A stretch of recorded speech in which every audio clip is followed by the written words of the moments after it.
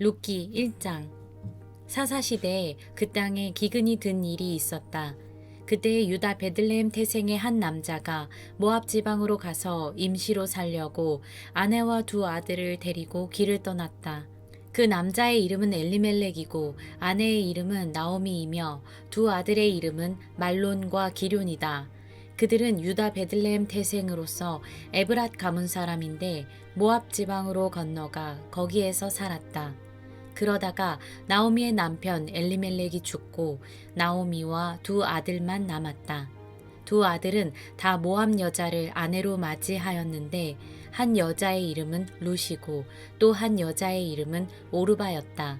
그들은 거기서 10년쯤 살았다. 그러다가 아들 말론과 기럐이 죽으니 나오미는 남편에 이어 두 아들마저 잃고 홀로 남았다.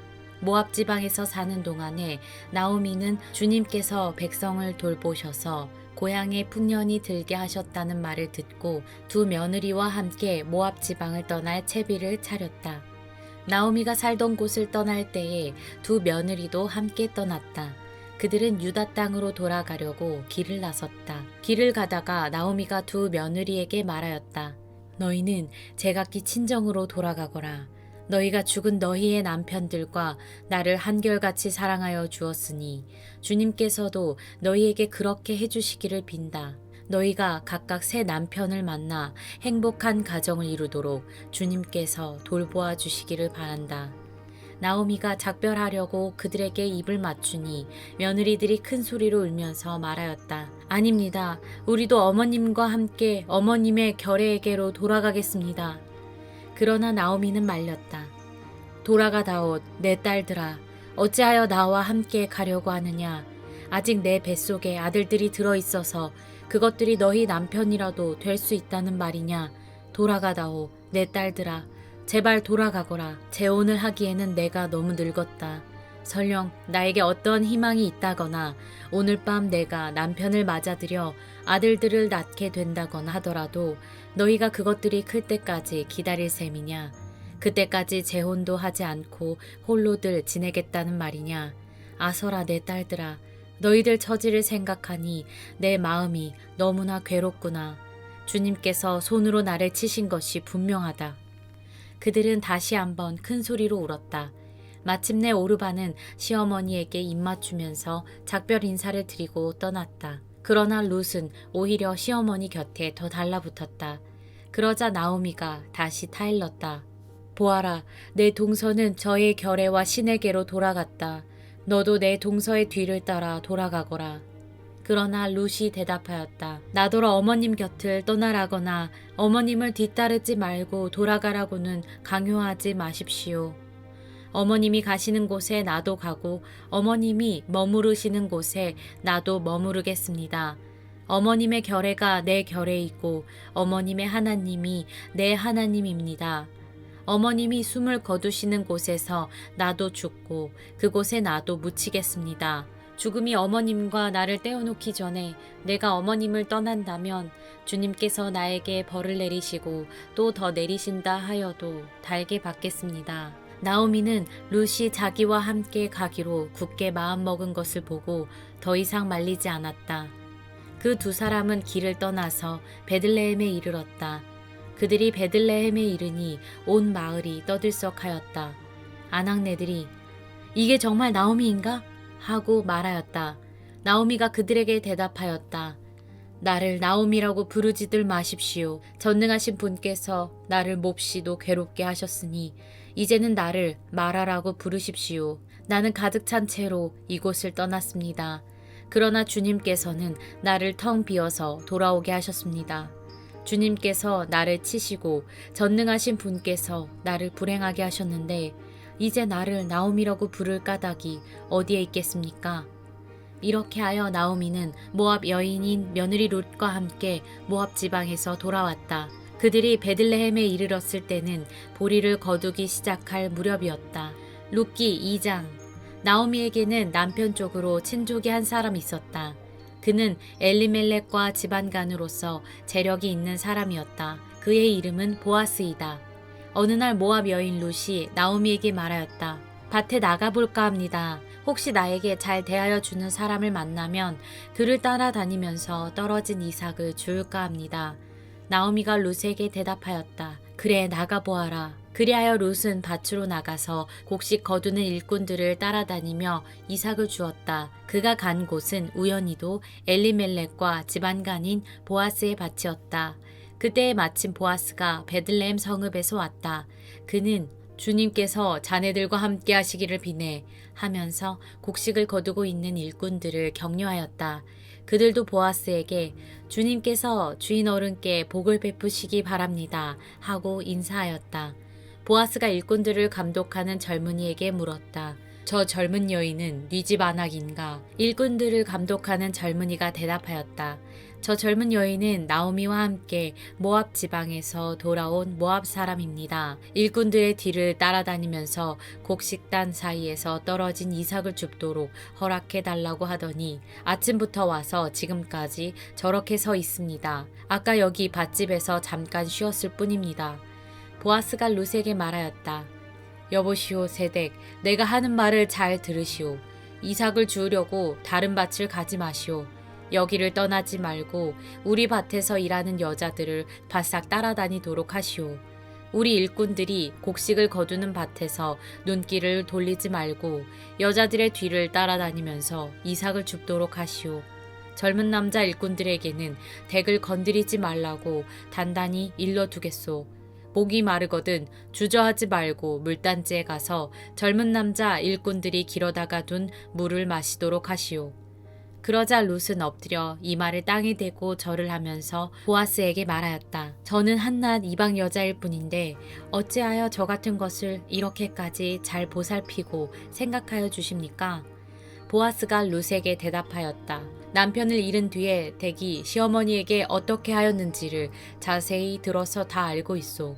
덱은 친정 아버지와 어머니를 떠나고 태어난 땅을 떠나서 엊그제까지만 해도 알지 못하던 다른 백성에게로 오지 않았소. 덱이 한 일은 주님께서 갚아주실 것이오. 이제 덱이 주 이스라엘의 하나님의 날개 밑으로 보호를 받으러 왔으니 그분께서 덱에게 넉넉히 갚아주실 것이오. 룻이 대답하였다.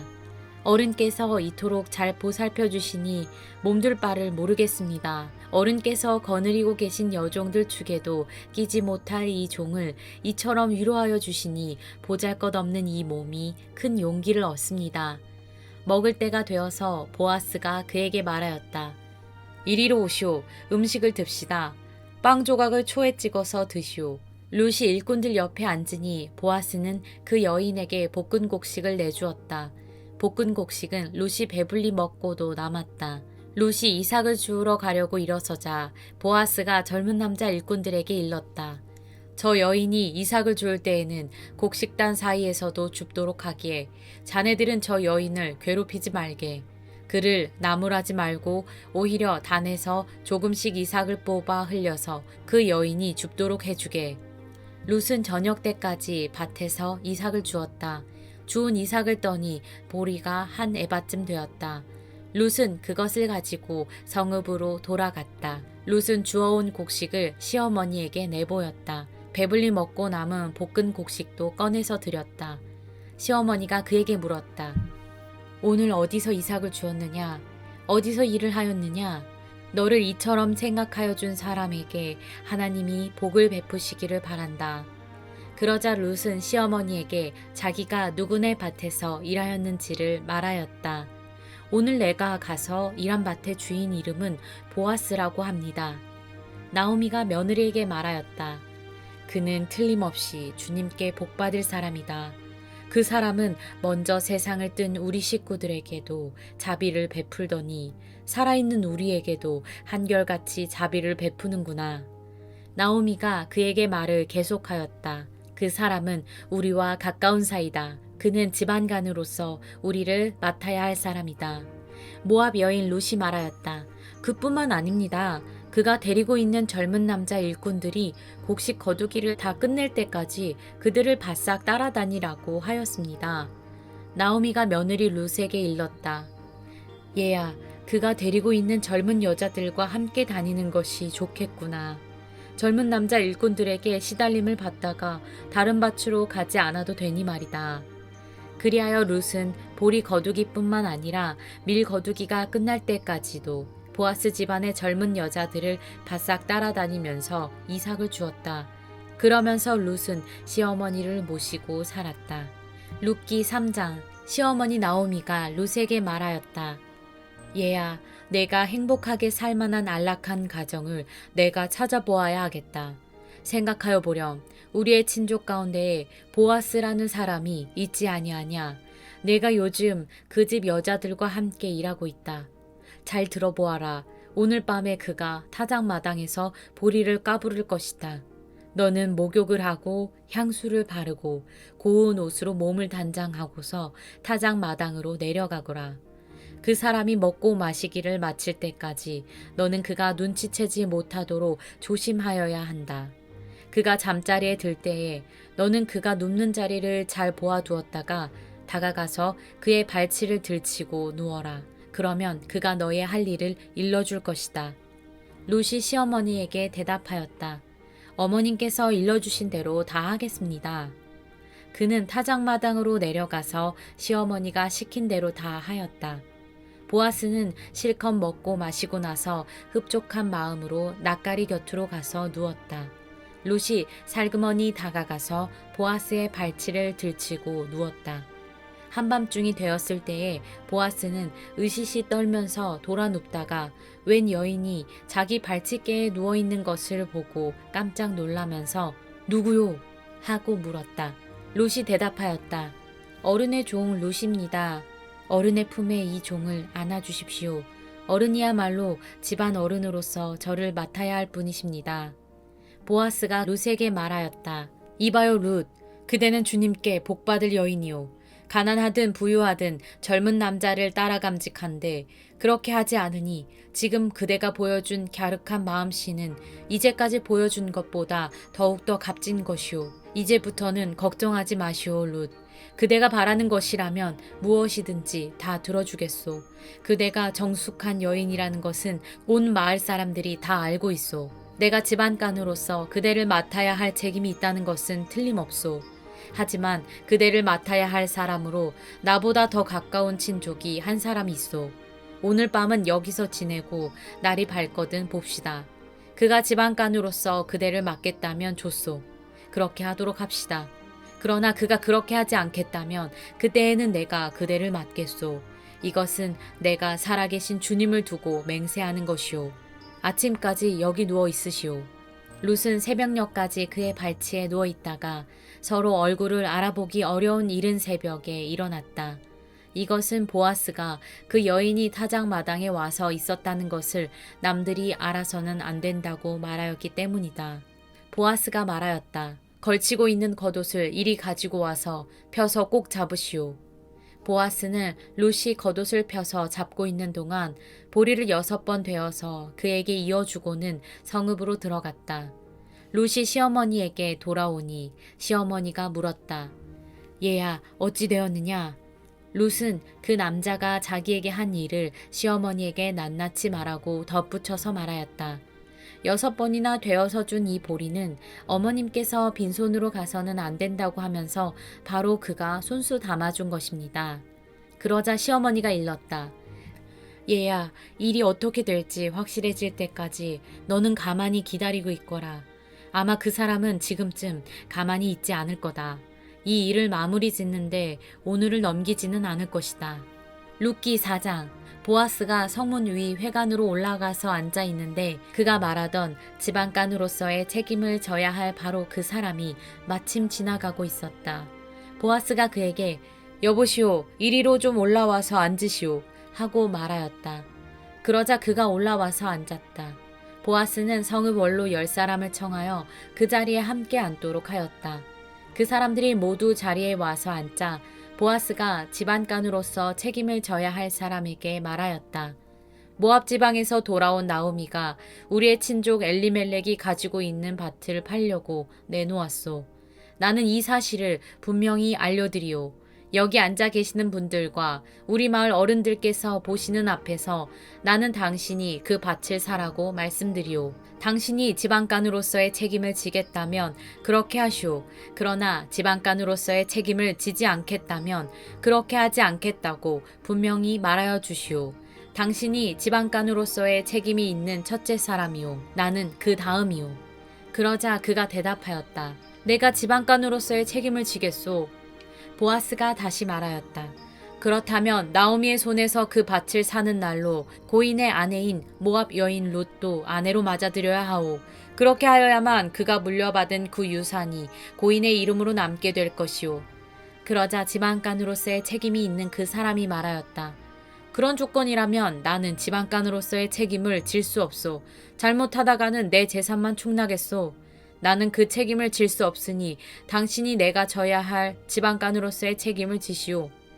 옛적에 이스라엘에는 유산 매매나 물물 교환과 같은 일을 법적으로 분명히 할 때에는 한쪽 사람이 다른 한쪽 사람에게 자기의 신을 벗어서 주는 관습이 있었다.